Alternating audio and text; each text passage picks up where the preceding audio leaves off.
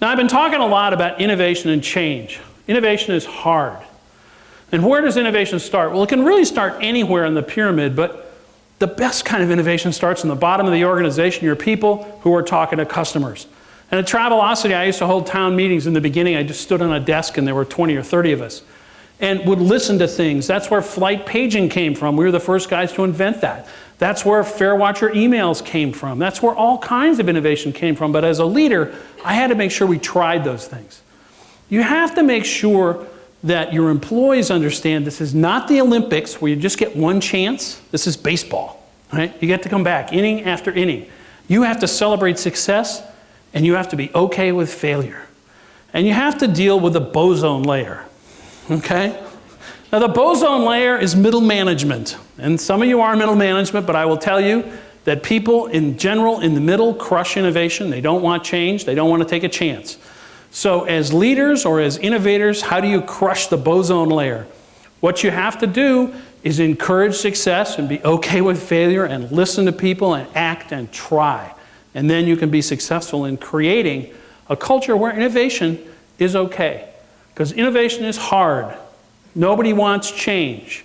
But if you're going to lead, you've got to innovate. And I think one of the ways to do that is to mix old world knowledge with youthful exuberance. At Travelocity, we had a lot of young people, sort of the orange hair and earring set.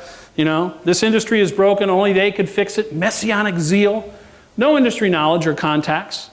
On the other side, we had the dot corps, or maybe C-O-R-P-S-E, I'm not sure, corpse. They were the suits. The industry is fine, it didn't need fixing, slow pace, but they understood the domain, right? They got it. And when you put the two together, they were cats in a bag. They fought like crazy. But out of that crucible came some wonderful ideas.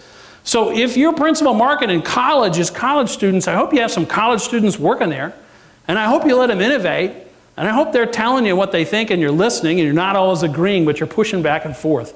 Because those are the people who are online. Amazon has a great rule about innovation. 2 pizza teams. If the team is larger than can be fed with 2 pizzas, it's too big, okay? Cut it in half. And they do that, they segment their teams. Nice rule of thumb. Big teams don't work. And how about people who don't fit in? You know, a lot of organizations expel them. Those are the people with the best ideas. They're harder than hell to manage, but sometimes they're really smart, you know, and they're successful. So think about people who don't fit in.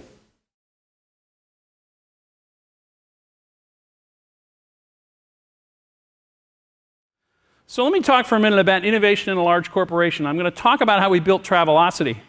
And it's a little bit different than other people have done, but it worked for us. It isn't easy to innovate in a large corporation. There are a number of things that get in the way, as you can see here. But you can be successful in innovating. There are a lot of good things about being big. You don't need venture capitalists. You can draw on a large pool of employees if you're in a big company. It's easy to get computers and phones and offices. You can use their big name to open doors. The bad of big is you don't get venture capitalists to help you. You know, they have a lot of great ideas, and the corporate money sometimes comes at a price, which is generally endless, numbing, enveloping bureaucracy, right? Not that you've ever had that here, I know, but in other companies, they have that sometimes. Everybody wants to help when you start out with space and furniture and DP and PR and advertising, but unfortunately, they all have rules, and they all go back to their own departments. So building a startup in a large corporation, some of the things that we tried were organizational structure. Now, lots of times you start a new project and you have a committee, and that can be fine, but if it's going to be really big, the problem with the committee is everybody's loyalty is back to their own area.